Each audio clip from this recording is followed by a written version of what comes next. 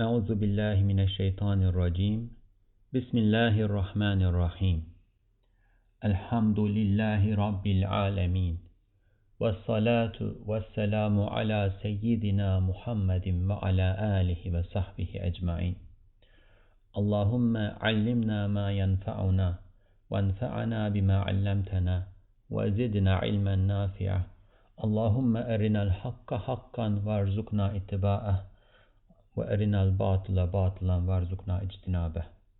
Assalamu alaikum wa rahmatullahi wa barakatuh. Welcome to the Reflections on the Risale-i Nur podcast series. You can listen to the episodes of this series wherever you listen to your podcasts or at the website www.reflections-rn.org. In the last episode, Alhamdulillah, we finished reading the 6th word, and today we will continue with the 7th word, the 7th treatise in the book, the words. Bismillah. 7. söz. Şu kainatın tılsımı muğlakını açan, Âmentu billahi ve bil yevmil ahiri, ruhu beşer için saadet kapısını fetheden ne kadar kıymetdar iki tılsım-ı müşkil küşa olduğunu, ve sabır ile Halık'ına tevekkül ve iltica ve şükür ile Rezzak'ından sual ve dua ne kadar nafi ve tiryak gibi iki ilaç olduğunu ve Kur'an'ı dinlemek, hükmüne inkiyat etmek, namazı kılmak, kebairi terk etmek, ebedül abad yolculuğunda ne kadar mühim, değerli, revnakdar bir bilet, bir zat-ı ahiret, bir nur-u kabir olduğunu anlamak istersen şu temsili hikayeciye bak, dinle. 7th word. Bismillahirrahmanirrahim. In the name of God, the merciful, the giver of mercy. If you want to understand how Amantu billahi wa bil yawmil akhir, I believe in God and the day of judgment, or the last day, or the hour. That is, belief in God and in the hereafter are two precious codes that unlock the obscure mysteries of the universe, while also opening the gates of happiness for the human soul and delivering it from difficulties. If you want to know how effective and healing remedies are to rely on your Creator, Khaliq, and seek His assistance with patience, and to ask from your Provider, Ar-Razzaq, and to supplicate Him with gratefulness, and if you want to learn what important, precious, and splendid a ticket for the journey to eternity, what a provision for the hereafter, and what a light in the grave are listening to the Qur'an and following its orders, performing the obligatory prayers, and forsaking major sins, then listen to the following parable. Especially in the first 8 treatises of the book, The Words, Ustad Nursi starts by telling us what to expect from the coming treatise. Then he follows it with a parable, a short instructive story, and then he moves on to the reality that is being represented in this story. This was the first word, second word, third word. We are in the 7th word now. And what is different here is that we expect a lot from this word. So we are going to repeat what we read one more time, and let's try to internalize it. Let's try to prepare our intellects and spirits and hearts to absorb what is to come. We are going to learn, inshallah, a lot from this treatise. If you want to understand, so what do we want to understand? If you want to understand how Amantu billahi wa bil yawmil akhir, and this, of course, is from the creed that we all know, inshallah, all believers, all Muslims know and recite. And this is from the beginning of it, but it entails the rest too, what comes after too. And Ustad Nursi explains here what he thinks of when he says, Amantu billahi wa bil yawmil akhir. I believe in God and the day of judgment, or the last day. So that is, he is going to explain what this entails, what believe in God and the last day, the day of judgment, entails. He is going to explain to us now. That is, belief in God and in the hereafter are two precious codes that unlock the obscure mysteries of the universe, while also opening the gates of happiness for the human soul and delivering it from difficulties. So the word code, as we talked about this before, is tılsım in Turkish. And tılsım can be used in more than one ways in the Turkish language. It can mean talisman, and there is probably some etymological connection between tılsım and talisman. I'm not entirely sure. I did not research it. It looks like there is. So it can be talisman, something that you put on your body or in your house, carry somewhere to protect yourself from evil eye or evil in general. So that's one meaning of the word tılsım. But the meaning that Ustad Nursi is using here is different. What he means is like a code. When computer scientists use programming languages, ultimately all of those programming languages are reduced to zeros and ones. But then how are those zeros and ones are translated into certain meanings require knowing the code. So you know the code, and the code translates what you program into zeros and ones, and that's what the computer understands. If you don't know the code, you will not be able to program the computer, or you will not be able to read a program from a computer. Or we can think of this as encryption. Nowadays, anybody who is using social media will understand this, especially WhatsApp. Sometimes you receive this message saying that your messages to the other party are now encrypted. What that means is that the message is not transferred in the form that you see on your screen. There is a certain code that's applied to it, and only the other party on the other end, on the receiving end, knows the code, and only his or her cell phone or computer, whatever, knows how to decipher the encryption. So what this implies is that the creation, the observable creation that we see around, is encrypted. It carries messages, and those messages are not too difficult. The encryption is not a very big secret, very difficult to break. It's actually easy, it's actually obvious, but it requires a certain point of view. When you look from that point of view, you see it, and it's very obvious and it's beautiful. When you apply a code to it, it's very clear and observable and easy to understand. But if you don't apply the code, then you just look and you don't see the real meaning. You just see some images, some shapes. Sometimes these images and shapes may be harmonious and interacting, so on and so forth, but you don't see the real meaning. So what Ustad Nursi is saying here is that the code that you need to apply in order to see the inner reality, the actual reality, the great reality of the phenomena, we need to apply Amantu billahi wa bil yawmil akhir as a code that gives us the message behind the encryption. This is a code. If you use it, if you apply it, you start to see the reality. And it's beautiful, it's illuminated. If you don't use it, you leave things in a layer of darkness.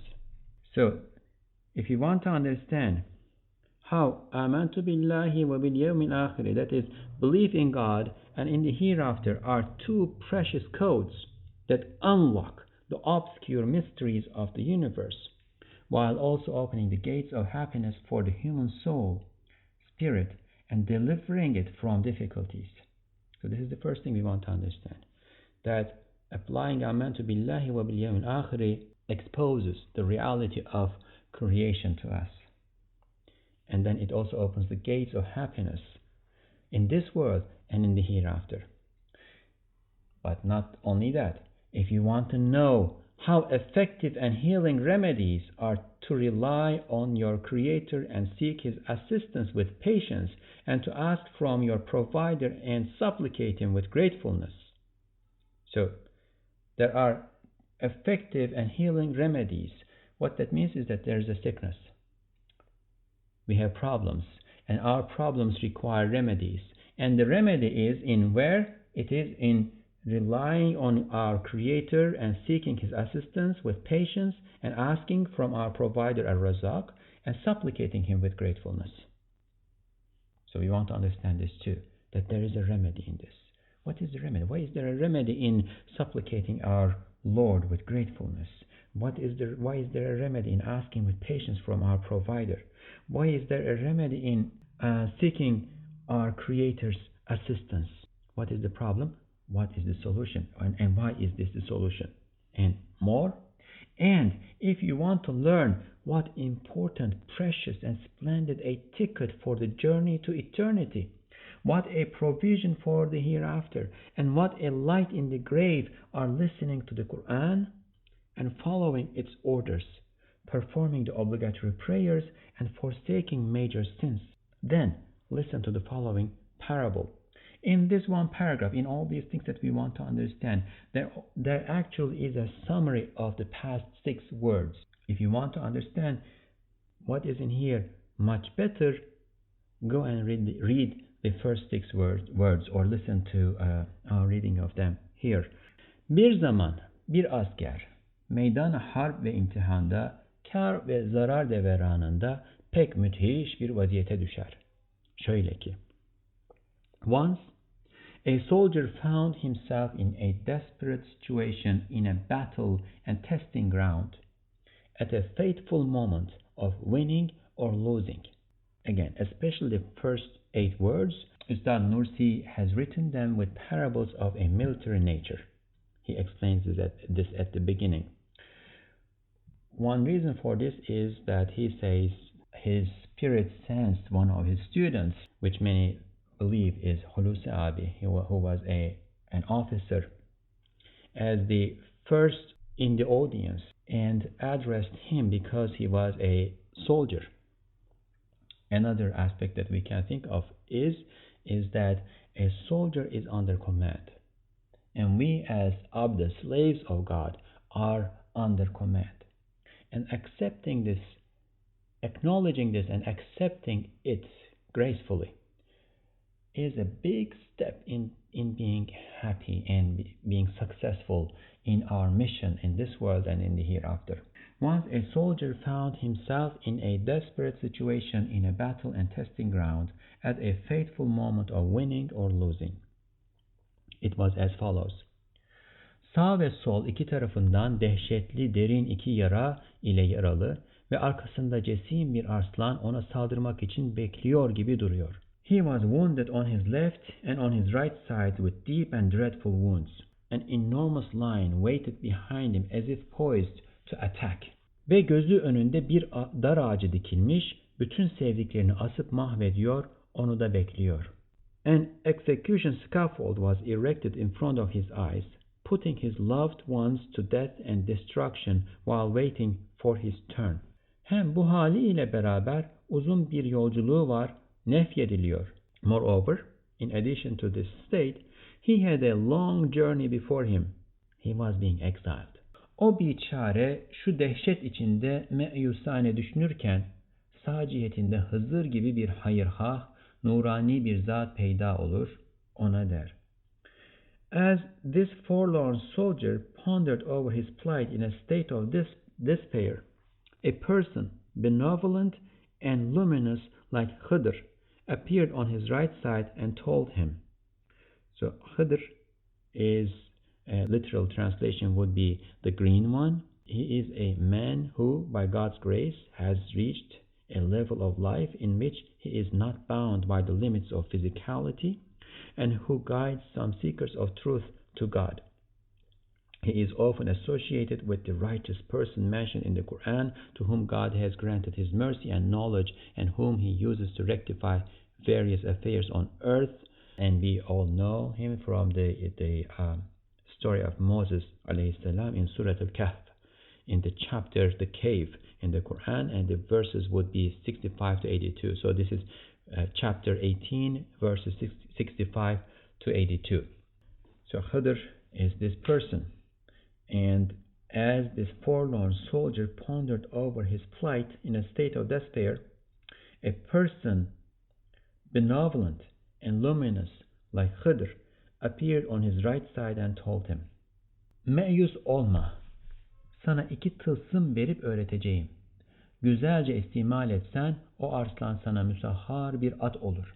Hem o dar ağacı sana keyif ve tenezzüh içinde hoş bir salıncağa döner. Hem sana 2 ilaç vereceğim. Güzelce istimal etsen, o iki müteaffin yaraların iki güzel kokulu Gül-ü Muhammedi aleyhissalatu vesselam denilen latif çiçeğe inkılap ederler. Hem sana bir bilet vereceğim. Onunla uçar gibi 1 senelik bir yolu bir günde kesersin. İşte eğer inanmıyorsan bir parça tecrübe et, ta doğru olduğunu anlayasın. So this benevolent and luminous person who appeared on this forlorn soldier's right side told him, "Do not despair. I will give you 2 codes and instruct you about their use." So I'll give you codes, but I will not only give you codes, I will also instruct you how to use them, and this is important. Nothing in these parables are there just for the sake of a story. I will give you 2 codes and I will also instruct you about how to use them. If you use them properly, the lion, remember there was a lion we read at the beginning, an enormous lion waited behind him as if poised to attack. This luminous, benevolent person is telling him that he is going to give him 2 codes and instruct him about their use. If you use them properly, the lion will turn into a horse in your service. So a lion poised to attack will become a horse in the soldier's service. That's good. The execution scaffold will become a pleasant carriage for your enjoyment and excursion. Besides, I will give you 2 remedies. If you use them properly, your 2 rancid wounds will transform into 2 elegant flowers called Muhammadan roses. Moreover, I will provide you with a ticket. With that ticket, you can cover 1 year's distance in 1 day as if you are flying. Come, if you don't believe my words, try for yourself a bit and you will see that I am telling the truth. Hakikaten bir parça tecrübe etti, doğru olduğunu tasdik etti. Evet ben yani şu biçare Said dahi bunu tasdik ederim. Çünkü biraz tecrübe ettim, pek doğru gördüm. Indeed, the soldier tried and acknowledged that the man was telling the truth.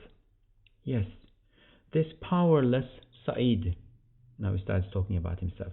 This powerless Said, that is I, too acknowledged the truth in these words, for I tried a little bit and found it to be quite effective. He started saying, I tried, I saw the reality that is represented in this parable, and I got the code and I got the remedies from this luminous benevolent man, and I tried it and I saw it very useful. What he's saying was true. They helped me a lot. Bundan sonra birden gördü ki sol cihetinden şeytan gibi bir dessas, ayyaş, aldatıcı bir adam, çok zinetler, süslü suretler, fantaziyeler, müskirler beraber olduğu halde geldi, karşısına durdu, ona dedi.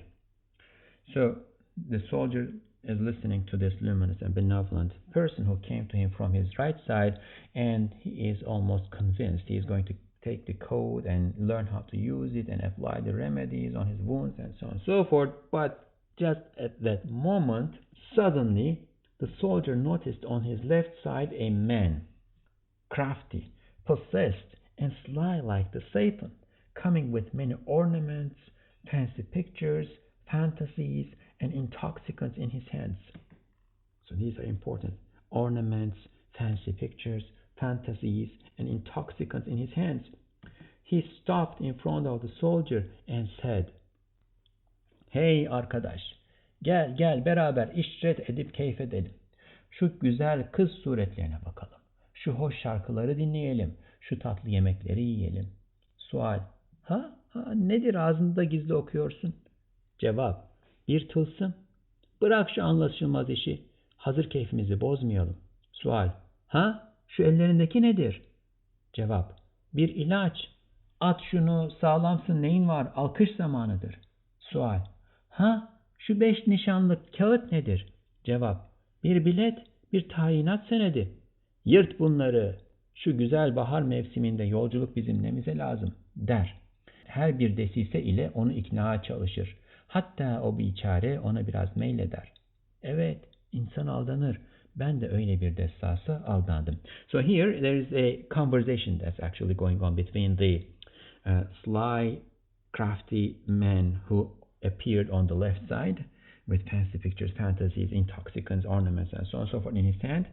And he's going to start talking to this forlorn soldier who's in a desperate situation. Hey, my friend, come, let's drink and make merry.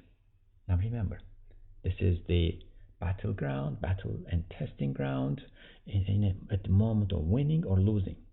This is the moment. If the soldier makes the right choice, he's going to win. If the soldier makes the wrong choice, he's going to lose. This is the moment of winning and losing, and the soldier is in a desperate situation. He has wounds, the lion is attacking, all of this stuff. And what does this sly, crafty, Satan-like person say? Hey, my friend, come, let's drink and make merry. Let's look at the pictures of these pretty girls. Let's listen to these lovely songs. Let's eat this tasty food. Then he asked, the sly man asked, What is that you keep repeating silently? The soldier answered, the words of a code. Remember, he got the code from the benevolent, luminous person. Come on, the Satan-like person is saying. Come on, stop that incomprehensible nonsense. Let's not spoil the fun. What is that in your hands? Answer, a remedy. Come on, drop it. You are perfectly healthy. What do you need the remedy for? It is time to cheer now. And what is that piece of paper with 5 marks on it?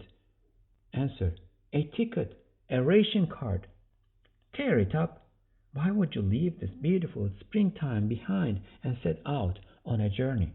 Thus the sly man tried to convince the soldier with all sorts of guile, so much so that the forlorn soldier somewhat inclined toward him.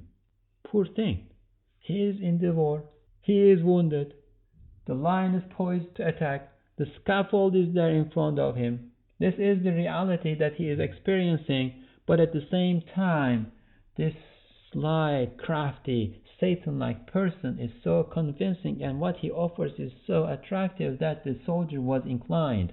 He thought that his desperate war situation was springtime. He was inclined. Indeed, man is easily deceived. So don't be surprised. Don't be surprised that he inclined. He was deceived. We all are deceived. And Ustad Nursi is saying here, indeed, man is easily deceived. I was deceived by such a deceiver too. I was deceived by such a deceiver too. So this is a dangerous situation. We need to be careful. We need to understand the reality of this. Birden sağ cihetinden ra'dı gibi bir ses gelir der, sakın aldanma. Ve o dessasa de ki, eğer arkamdaki arslanı öldürüp, önümdeki dar ağacını kaldırıp, sağ ve solumdaki yaraları def edip, peşimdeki yolculuğu men edecek bir çare sende varsa, bulursan haydi yap, göster, görelim. Sonra de, gel keyfedelim. Yoksa sus hey sersem, ta Hızır gibi bu zat-ı semavi dediğini desin. All of a sudden, a thunder-like voice was heard from the soldier's right side. It said, don't be deceived. Don't be deceived. And say to that deceiver, if you have the means to kill the lion that follows me, to tear down the scaffold erected before me, to cure the wounds on my left and right sides, and to relieve me from my imminent journey, then do it. Show what means you have. Let us see, and only then say to me, come, let's make merry. So the voice reminded the soldier of his predicament, of his human condition. What is that condition? If you have the means to kill the lion that follows me, there's a lion that follows me. There's a scaffold erected before me. I have wounds on my left and right side. And there's an imminent journey that I'm supposed to go on. If you can relieve me from all of these, then okay. Let's talk about what you brought. Let's consider making merry. But if not, if you don't have the power to do either of these, and you don't have the power to do either of these, then stop. Don't bother me.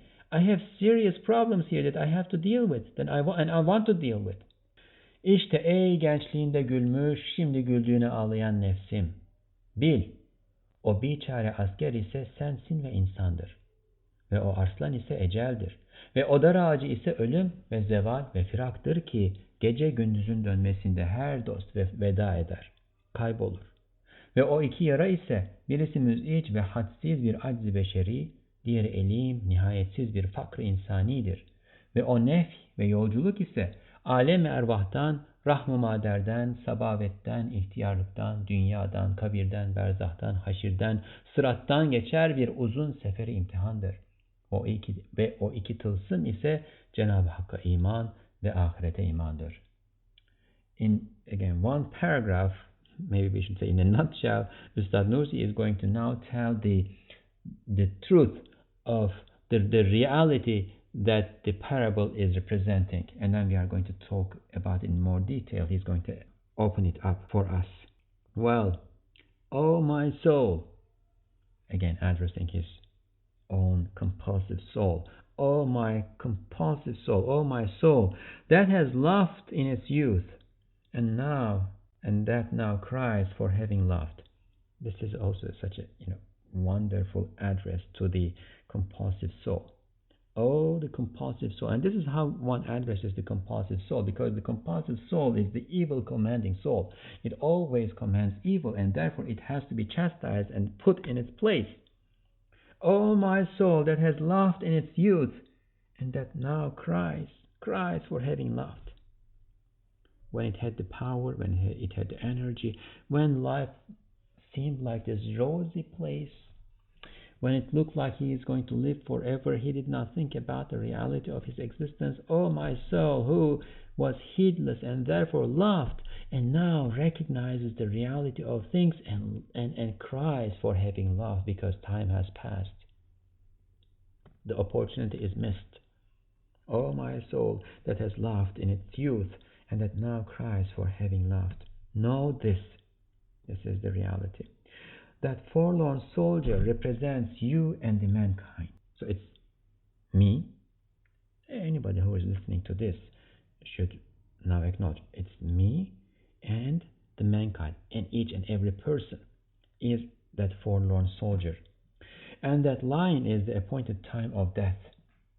The scaffold points to death, termination, and separation. The line is the appointed time of death, ajal is the word. And the scaffold points to death, termination, and separation. As the days and nights follow each other, all your friends take their leave and disappear. As for those two wounds, so it doesn't have to be a scaffold that on which I am dying right now. I see that everybody else is all my friends, the elders, my parents, my relatives, my beloved ones. Everybody is getting on that scaffold one by one and disappearing. Whether there is a hereafter behind it or not, that might be a separate discussion. Even before that, we see everybody, even the non-believers, see that everybody who comes to this world is climbing the scaffold and disappearing. And that is a problem. That is the human condition. Whether the person is religious or not, whether the person believes in God and the hereafter or not, that is a problem that everybody, each and every human being is facing. As for those two wounds, one is man's pestering and inexhaustible impotence, powerlessness, and the other is his painful and infinite neediness, ajz and faqr. That exile and traveling correspond to the long journey of trial and testing through the realm of spirits.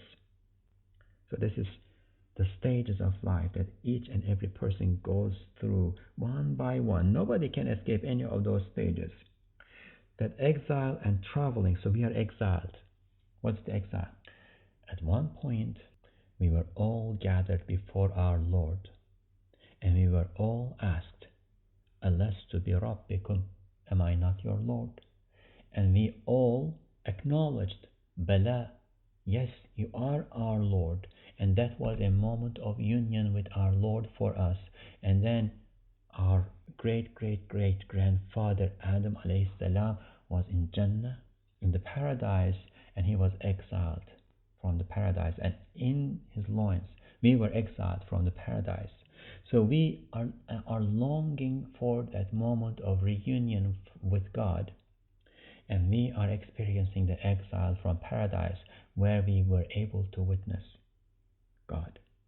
We are all in a state of exile, and we are traveling from the realm of spirits, alam arwah, and the maternal womb, the wombs of our mothers, through childhood and the old age. So look at this. In all of these stages, life in this world is two of them: childhood and the old age.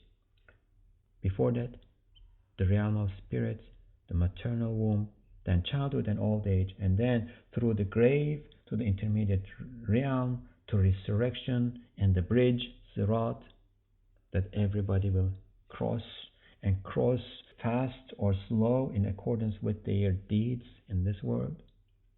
And under it is the hell. Those whose deeds are evil and burdensome will be pulled down by their deeds, evil deeds, to the hell, and those whose deeds in this world are good and pleasing God will be lifted and will cross the bridge in a speedy way. Everybody according to their deeds. Some like with the speed of lightning, some with the speed of airplane, and the bridge. And then, of course, paradise, inshallah, the garden. Everybody is exiled, and the journey is continuing. Nobody can stop the journey. You cannot say, okay, I want to stop here. No, that is not a possibility. We are all on a boat that is moving. We can move around in the boat or on the boat, but we cannot move out of the boat. As for those two codes, they are belief in God and belief in the hereafter. Evet, şu kutsi tılsım ile ölüm, insanı mümini, zindanı dünyadan, bostanı cinana, huzuru rahmana götüren bir müsahhar at ve burak suretini alır. Onun içindir ki ölümün hakikatini gören kamil insanlar ölümü sevmişler. Daha ölüm gelmeden ölmek istemişler. Hem zeval ve firak, memat ve vefat ve dar ağacı olan mürûr-u zaman, o iman tılsımı ile Sani-i Zülcelal'in taze renk çeşit mucizat-ı nakşını, havarika kudretini, tecelliyat-ı rahmetini, kemal-i lezzetle seyr-ü temaşaya vasıta suretini alır. Yes, with these two blessed keys, the codes, belief in God and in the hereafter, death transforms into a horse in man's service, like the burak. What is burak? Burak is the mount that transported the Prophet ﷺ from Mecca to Jerusalem on the night of his heavenly ascension, or the Miraj. So this creature of God, a mount, that transforms into a horse in man's service like the burak. It transports believers from the prison of this world to the gardens of the paradise, the garden, and to the presence of the most merciful one, Ar-Rahman. What is that? That is separation, termination, annihilation? No. That, when you apply this code, that's what you see without the code. That's what you see if you don't believe in God and the hereafter. That's what you see if you don't look through the lens of true faith. When you look through the lens of true faith, what you see is that transforms into a horse in man's service like the burak. It transports believers from the prison of this world. This world is like a prison compared to the garden. The prison of this world to the gardens of the paradise, and to the presence of the most merciful one, Ar-Rahman, to God's presence. That is why. That's beautiful, right? That is beautiful. That is why those who have reached perfection and recognize the true nature of death love death. They long to die before the arrival of their death. They wait for it. They don't, let's not misunderstand this, that they don't commit suicide because they are in this world for a duty, and they are fulfilling their duty, and they are happy to fulfill their duty because the duty is assigned to them by their Lord. But at the same time, they are longing because they are in exile. They are longing to reunite with their Lord, and therefore they are longing for the death which is going to be their transport to the garden and to his presence, to the merciful one's presence. Moreover, faith transforms the passage of time, which otherwise points to termination, separation, death, and the execution scaffold, into an instrument to view in a state of utmost pleasure and to contemplate over the majestic Maker's, Sani Zul Jalal, God's, the majestic Maker's miracles that are inscribed on the creation like ever-renewing, multicolored and variegated embroideries, as well as the wonders of His absolute power and the manifestations of His mercy. What is time? وَالْعَصْرِ إِنَّ الْإِنسَانَ لَفِي خُسْرٍ. I think we had mentioned this before. God swears by time and says man is in a state of loss. Why? Because man does not use the time that is given to it. This is, of course, one of the interpretations of the verse. There may be others. There are others. One of the many interpretations of the verse is because man does not use the time that is given to it in the way he is supposed to be, and therefore he loses the opportunity, and therefore man is in a state of loss. But otherwise, when the code is applied, when man looks at the creation and the time in which the creation is created from the point of view of true faith, what does he see?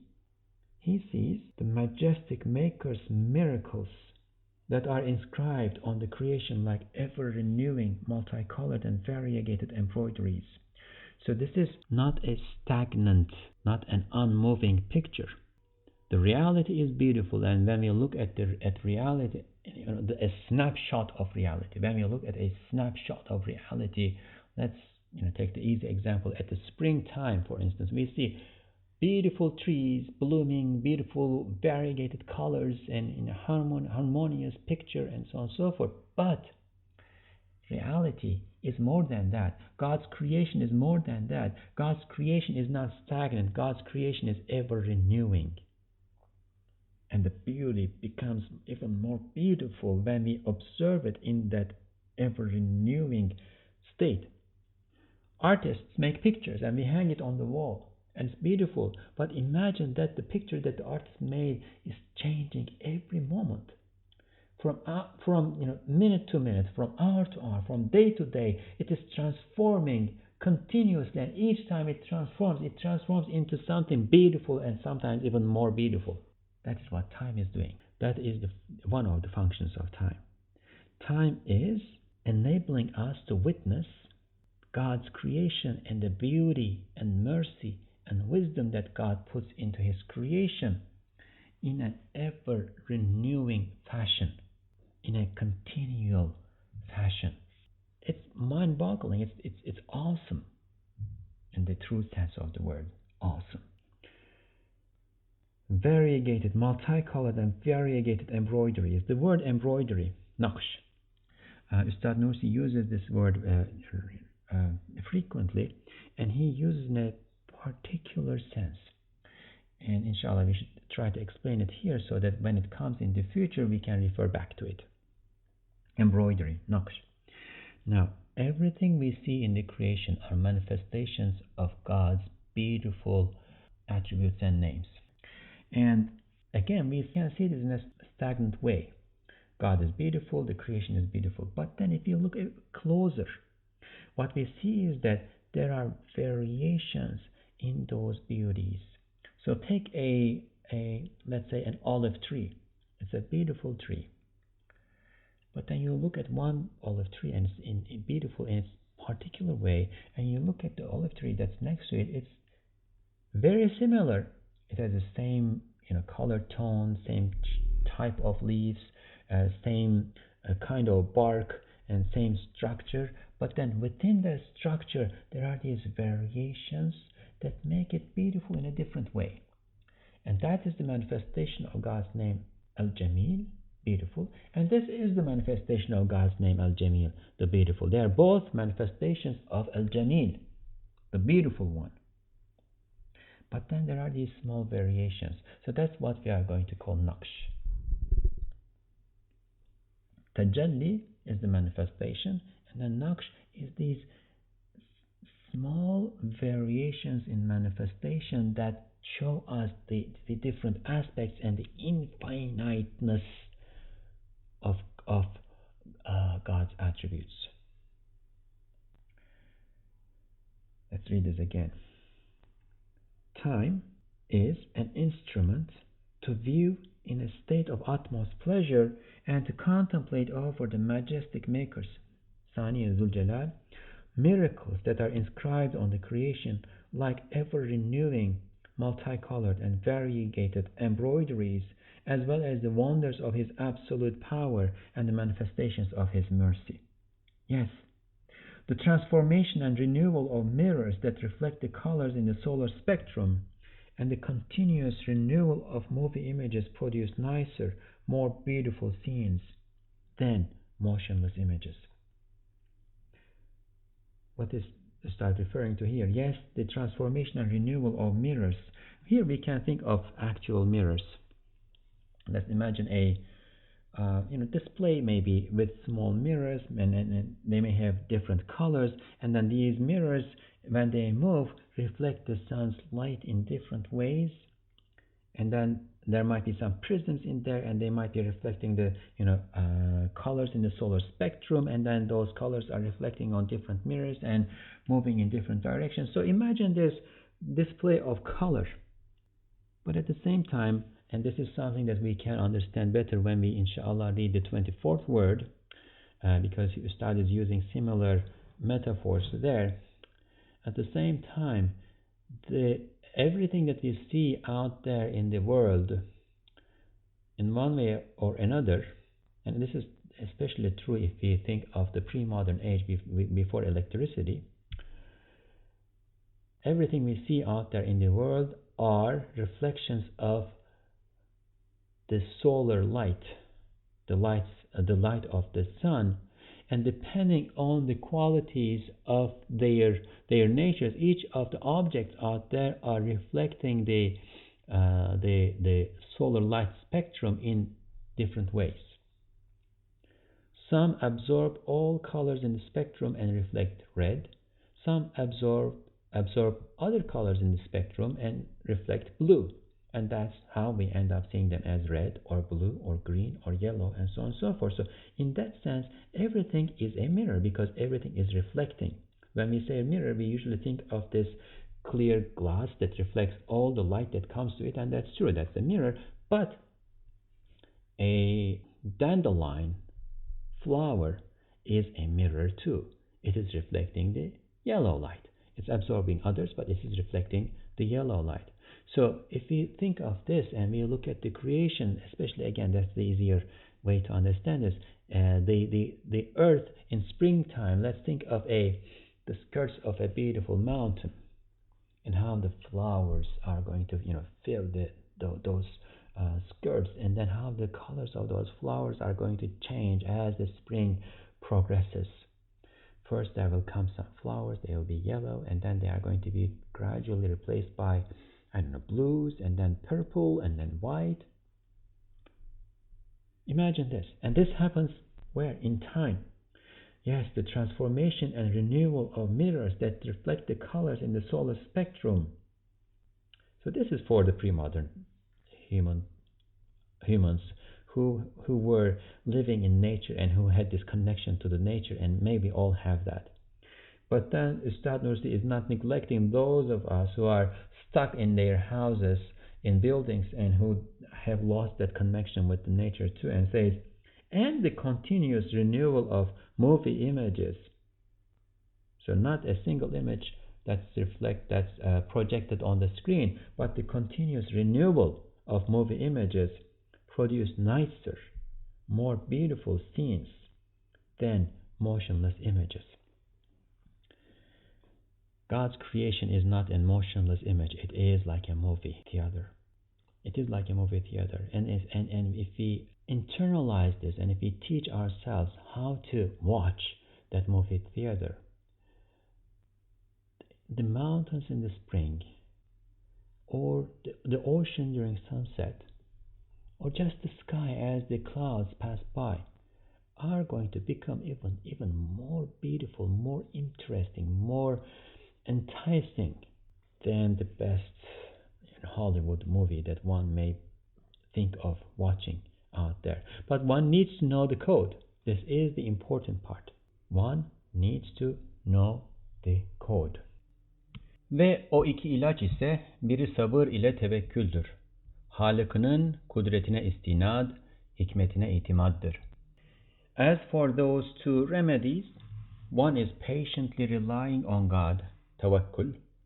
It means depending on the power of your Creator, Khaliq, Al-Khaliq, and trusting His wisdom. As for those two remedies, remember the soldier had wounds on both sides, and this luminous heavenly man brought him two remedies. What are they? Those are, one is patiently relying on God, tawakkul, and it means depending on the power of your Creator, Al-Khaliq, and trusting His wisdom. Why? Wisdom implies that he is wise. He does not do anything in vain. Everything he does, there is a perfect purpose to it. So if something is happening to me, that means that there is a wisdom in that too, and He is my Creator. He has mercy on me, and He is not going to do this in vain. There is a purpose to it. I just need to fulfill my duty here, and He is going to take care of the rest. It may be a tribulation. It's going to have benefit for me, on me. If I am patient, if I patiently expect the best from Him, regardless of the circumstances. That's why the Gnostics have said, Alhamdulillahi ala kulli hal. Gratitude and thanks and praise be to God in all circumstances, regardless of the circumstances. Praise be to Him, to God. And Al-Khaliq is also important here because He is my Creator and the Creator of everything, and this includes the actions and events and the tribulations that are happening to me. He has the power to create them, and He has the power to lift them off. He has the power to save me from my enemies. He has the power to cure my wounds. He has the power to procure my needs. He has power over everything because He is the Creator. He is the Creator of everything at every moment. Continual Creator. So He did not create them once and leave them alone. No, He is creating everything at every moment. And there can be no power to resist this. There can be no power to prevent this from doing whatever He wants to do. He is the one who does whatever He wants. Therefore, if I have tawakkul, if I depend on His power, if I rely on His power, I am in safe hands. That's one of the remedies. Öyle mi?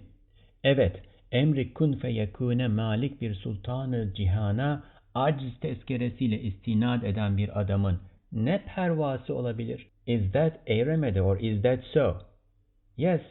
Would a person who relies through the intercession of his impotence on the King of the world, the one who commands be, and it is, kun fayakun, when He wills a thing to be, He but says it be, and it is. This is from Surah Al-Yasin, the 36th chapter of the Qur'an and the 82nd verse. Kun fayakun. When He wills a thing to be, He but says it be, and it is.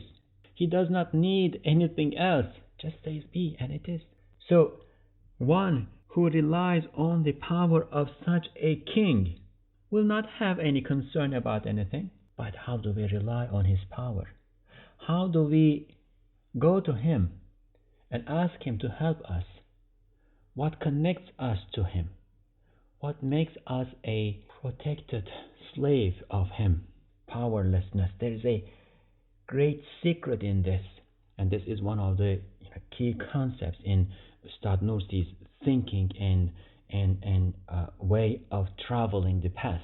our impotence is the key that connects us to our Lord because He is all powerful.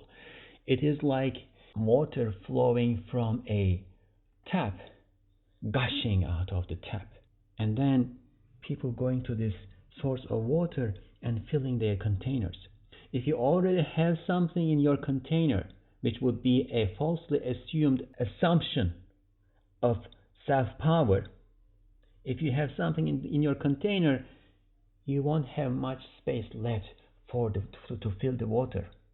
But if you go there with a completely empty container, and we all have completely empty containers, nobody has a container that's actually full. We just have these false assumptions which are preventing us from being able to fill our containers from that abundant source of water, from benefiting, from taking refuge in God's abundant, unlimited power.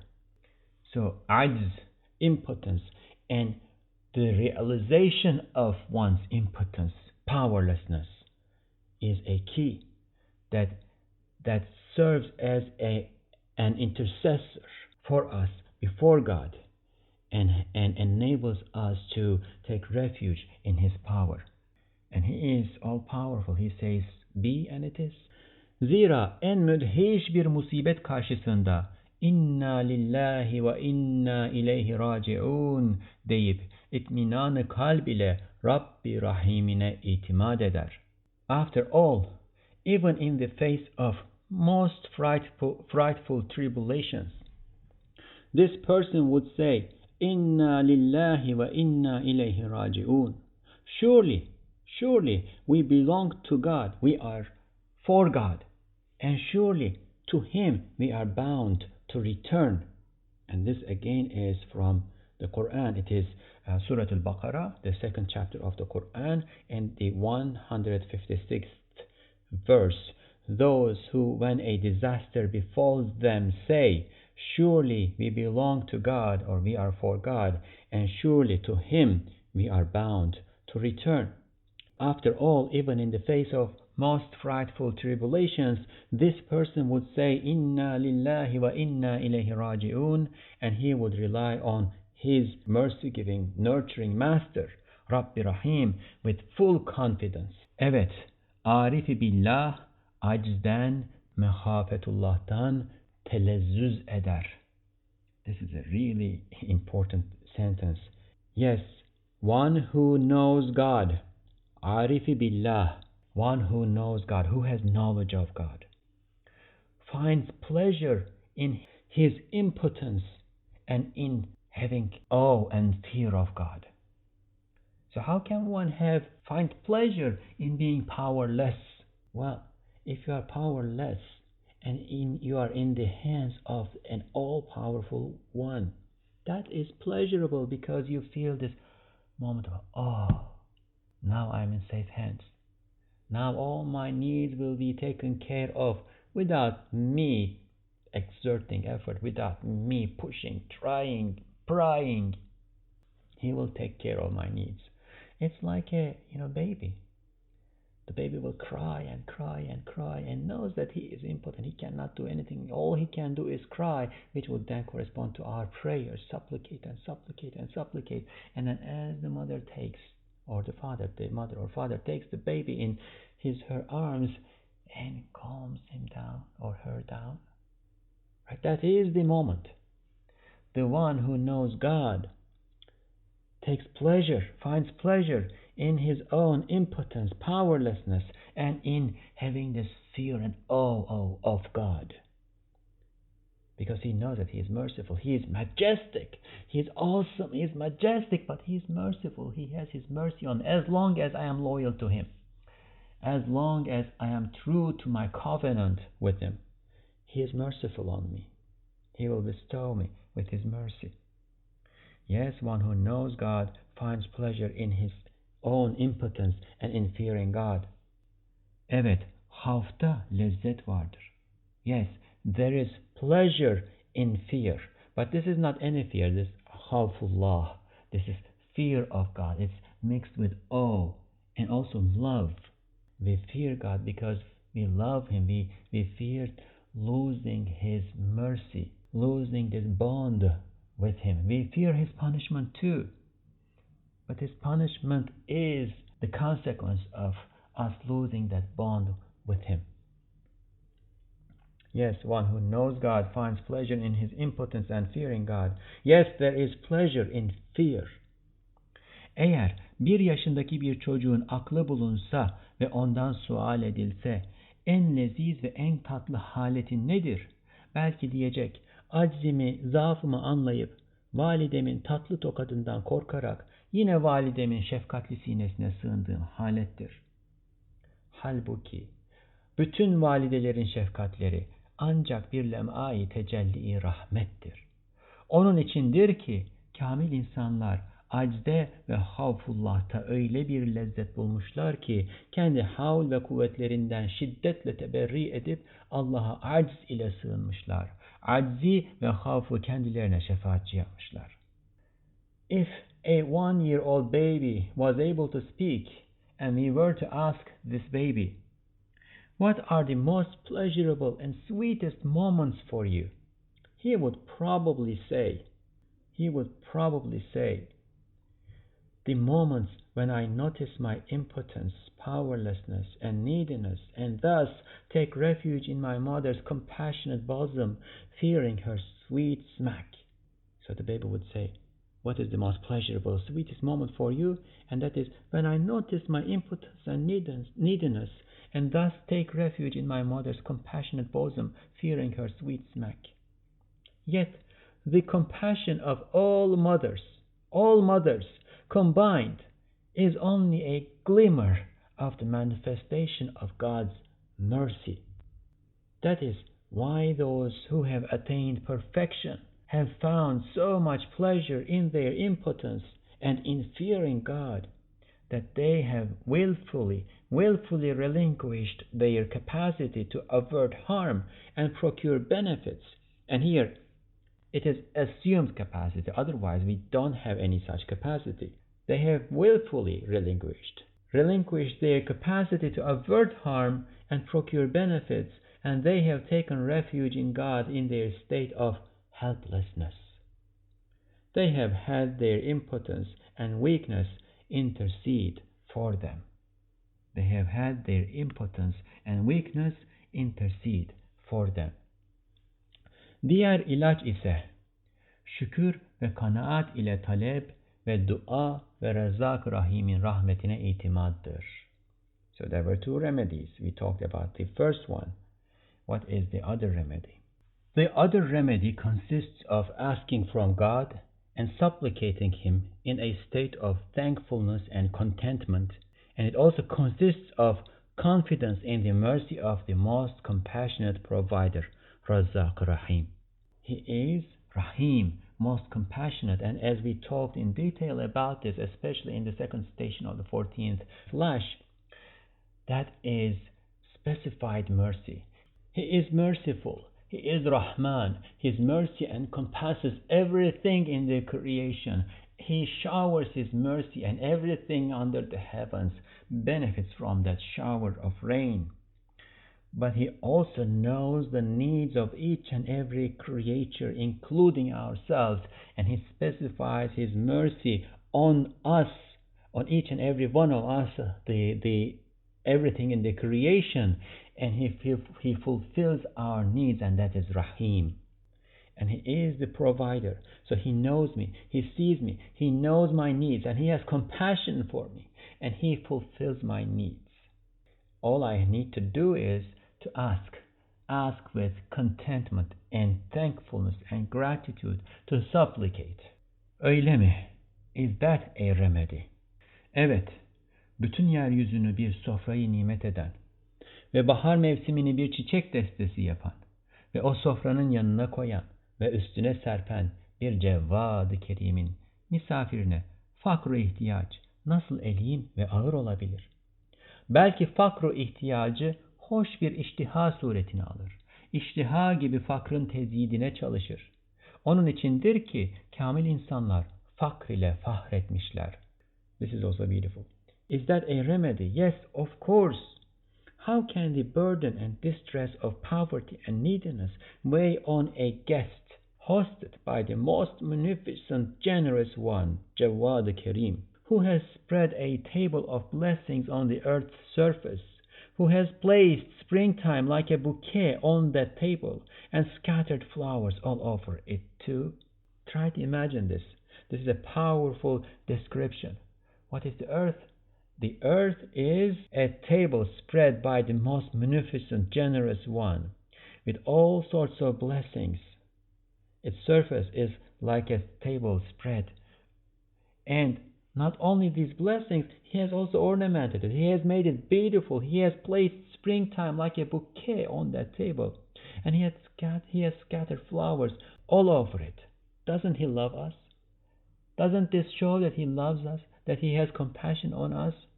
So if we are needy, he is all-powerful. He has all the blessings. If we are hungry, he is the one who has all nutrition in his hands. And we are his guests. He is showing to us that we are his guests by putting these ornamentations, by beautifying his house for us. When a guest comes to our house, we don't receive our guests in the most mundane condition that our houses are. We pick things up, we tidy things, we make things beautiful. We put a flower on the table. We pull out the best dining set. Look around. Look at the springtime on the face of earth. Is it not prepared for a guest? We are the guests. So what if we are needy? So what if we are powerless? So what if we are hungry? So what? The blessings are spread all over the surface of the earth, and we are his guests. We are his guests. Maybe this guest feels a pleasing appetite in his poverty and neediness, and so he endeavors to increase it. He endeavors to increase his neediness, as if seeking an increase in his appetite. So what does this mean? Why would we try to increase our neediness? We need to remember the definition of neediness here, faqr. And we said that humans are the most faqir, humans are the most needy. Why? Because humans are in need of what they physically need: food, air, water, energy, and so on and so forth, sleep. But as different from plants or animals, they also develop needs for whatever they can think of or whatever they can imagine. If we increase our neediness, we increase our need for God's blessings. We ask more. We have an appetite. We desire more. We desire more of His blessings. Where is that to come? That is to come in the garden. The garden is His blessings. So we think of the garden and we long for it. And then we long for His countenance. We long for His countenance. And we think of it. We try to contemplate it. And we long for it. And there is nothing wrong with having more and more of an increase in this. The more our longing for Him increases, the more we will become His beloved slaves and will come closer to attaining that ultimate pleasure, that ultimate bliss, inshallah. That is why those who have attained perfection have found pride in neediness. That is why those who have attained perfection have found pride in neediness. Sakın yanlış anlama. Allah'a karşı fakrını hissedip yalvarmak demektir. Yoksa fakrını halka gösterip dilencilik vaziyetini almak demek değildir. So there is also a caveat, a caution here. But do not misunderstand, because we are talking about neediness, faqr. But do not misunderstand. This is about recognizing one's neediness before God and beseeching Him. It is not about showing your neediness to the people and taking the position of a beggar. No, that's not what we are talking about.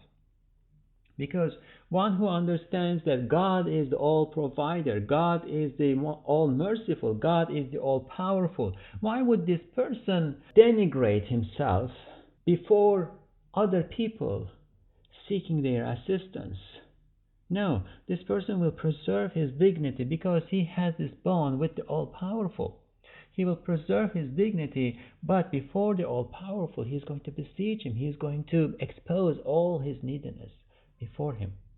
Understanding one's neediness before God and understanding that he is all-powerful also entails preserving one's dignity before the people.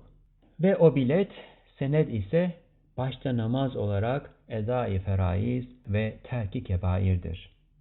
As for that ticket or ration card that was mentioned in the parable, it signifies fulfilling the obligatory requirements of religion, especially performing the required prayers and staying away from major sins. And we had talked about major sins before. Öyle mi? Is that so?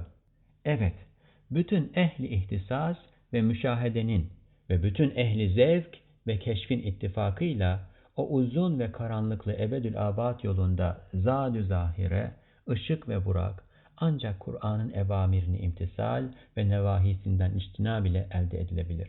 Yoksa fen ve felsefe, sanat ve hikmet o yolda 5 para etmez. Onların ışıkları kabrin kapısına kadardır. So again we are asking, is that so? Yes. Those who have attained profound knowledge and witnessed the truth, and those who have experienced God's wonders and discovered the hidden dimensions of reality, all together agree that in the long and dark journey to the eternal destination, light and a Burak-like mount can only be obtained by following the Qur'an's orders and abstaining from its prohibitions. So the journey is a reality. It is there to stay, and we cannot avert it. What we can do is to prepare for it. What do we need to prepare for it? We need to prepare light, because it's a dark route. We need to prepare a mount because it's a long distance. So where do we find that light? Where do we find the provisions for that journey? It is in the Quran, in following the Quran's orders and abstaining from its prohibitions. Otherwise, neither science nor philosophy, neither arts nor worldly wisdom are worth a penny on that journey.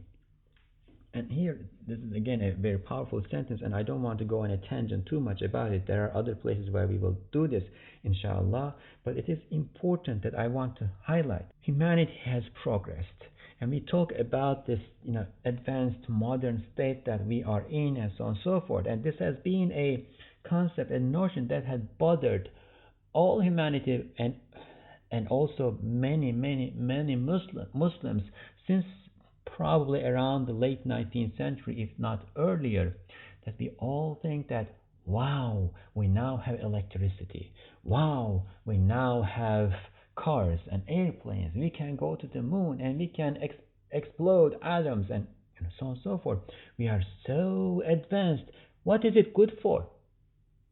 What is all of this good for? This is all good for the brief life that we experience in this world, if it is good for this world, because they all have lots of drawbacks and advantages and disadvantages. But we need to put them in the right place that they belong to. None of them will benefit us at all unless they are used unless they are converted into some other kind of good that's going to last for the eternal life. Otherwise, they will not benefit us at all in that long journey. And that long journey is a bigger, a longer, a larger, a more significant reality than the brief life that we are living in this world. We need to prepare for it. So, what then do we need for that journey? We need the Quran. We need to obey the Quran's commands, orders, and we need to abstain from its prohibitions. We need to try to understand. We need to immerse ourselves in that Quran. Their light, the light of science and philosophy or arts and worldly wisdom, accompanies you only to the gates of the grave. That's it. It won't go beyond that. That's the furthest it can go. İşte ey tembel nefsim. Oh, oh my lazy soul. 5 vakit namazı kılmak, 7 kebairi terk etmek ne kadar az ve rahat ve hafiftir. Neticesi ve meyvesi ve faidesi ne kadar çok mühim ve büyük olduğunu aklın varsa, bozulmamış ise anlarsın. Ve fısk ve sefahete seni teşvik eden şeytana ve o adama dersin. Eğer ölümü öldürüp zevali dünyadan izale etmek ve aczi ve fakrı beşerden kaldırıp kabir kapısını kapamak çaresi varsa söyle dinleyelim. Yoksa sus. Kainat Mescid-i Kebir'inde Kur'an kainatı okuyor. Onu dinleyelim. O nur ile nurlanalım. Hidayetiyle amel edelim. Ve onu vird-i zeban edelim. Evet, söz odur ve ona derler. Hak olup haktan gelip hak diyen ve hakikati gösteren ve nurani hikmeti neşreden odur. Oh my lazy soul! If you possess reason and your intellect is not corrupted, you will understand how little, easy, and light it is to perform the 5 daily prayers. How little, easy, and light it is to perform the 5 daily prayers and abstain from these 7 major sins. You will also understand how important and extensive their fruits and benefits are. And you will say this to the Satan and to that man who together with the Satan encourage you to transgress and commit vices, who represents all the evil that's going through your mind. If you can kill death, this is a sentence that hits. Close your eyes and listen. If you can kill death, eliminate transience from the world, lift impotence and neediness from the shoulders of humanity, and close the gates of the grave. Can you do any of these? If you can do them, then speak, we will listen. Otherwise, fall silent. In the grand mosque of the universe, the Qur'an is reading the great book of the universe. The Qur'an is revealing the secrets of the universe. Let us listen to it. Let us enlighten with that light. Enlighten ourselves with that light. Let us act with its guidance. And let us recite it like an incessant prayer. Yes, the Qur'an is the ultimate word. It is the truth. It comes from the ultimate truth. Al-Haq, from God. It speaks the truth. It guides to the truth. And it spreads luminous wisdom. Ustad Nursi finishes this word, the 7th word, with a beautiful supplication and salawat. Inshallah, we will read it in Arabic first and then read the translation in English at some other time. Inshallah, we might have a longer interpretation of the English, but since it has already become a very long recording, we will leave it at that and read the English translation only. And it is a beautiful supplication, beautiful salawat, both in Arabic and in any language, mashallah. Allahumma نور قلوبنا بنور الإيمان والقرآن اللهم أغننا بالافتقار إليك ولا تفقرنا بالاستغناء عنك تبرأنا إليك من حولنا وقوتنا والتجعنا إلى حولك وقوتك فاجعلنا من المتوكلين عليك ولا تكلنا إلى أنفسنا واحفظنا بحوضك وارحمنا وارحم المؤمنين والمؤمنات وصل وسلم على سيدنا محمد عبدك ونبيك وصفيك وخليلك وجمال ملكك ومليك صنعك وعين عنايتك وشمس هدايتك ولسان حجتك ومثال رحمتك ونور خلقك وشرف موجوداتك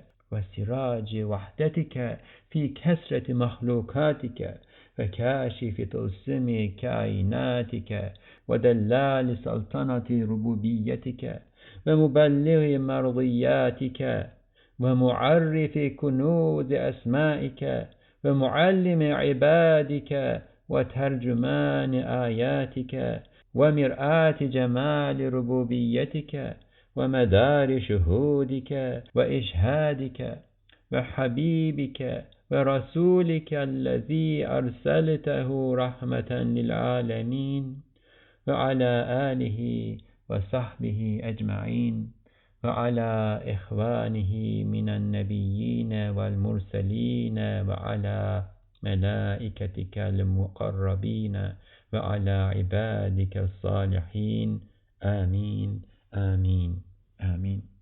O God, illuminate our hearts with the light of faith and the Qur'an. O God, enrich us through the recognition of our need of you. Do not impoverish us through the mistaken belief that we do not need your mercy. We turn to you, recognizing the insignificance of our own capacity to avert harm and procure benefit. And we seek refuge in your absolute power to divert harm and to bestow benefit. Make us among those who put their trust in you. Do not entrust us to ourselves. Protect us with your protection. Have mercy on us and on all believing men and women.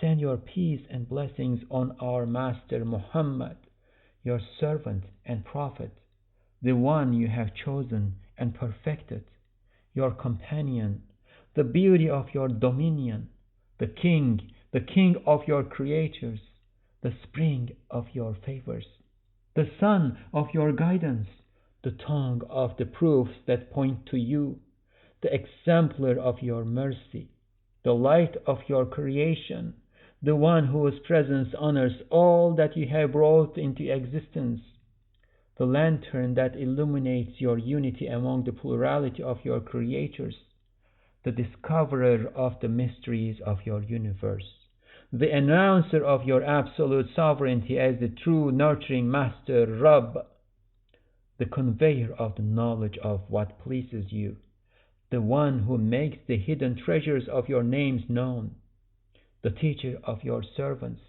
the interpreter of your signs, the mirror of the beauty of your nurturing mastership, Rububiyyah, the means of seeing you with the inner eye of the heart and of showing you to the inner eyes of hearts, your beloved and your messenger whom you have sent as a mercy to the worlds, and on all of his family and companions, and on his brothers among the prophets and messengers, and on your angels who are closest to you, and on your righteous servants. Ameen. سبحانك لا علم لنا إلا ما علمتنا إنك أنت العليم الحكيم وآخر دعواهم أن الحمد لله رب العالمين. الفاتحة.